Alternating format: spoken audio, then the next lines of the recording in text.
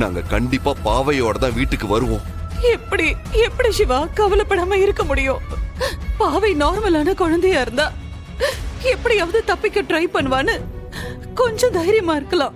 ஆனா அவளால காப்பாத்துங்கன்னு கத்தி கூட கூப்பிட முடியாது சிவா.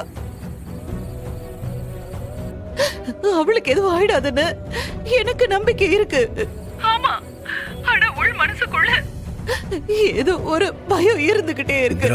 அண்ணி, நீங்க பயப்படலாம் தேவையில்லை. பாவை நம்ம வீட்டோட சந்தோஷம். அத தொலைஞ்சு போக நாங்க விட மாட்டோம். நீங்க தைரியமா இருங்க, நாங்க பாவையோட வரோம்.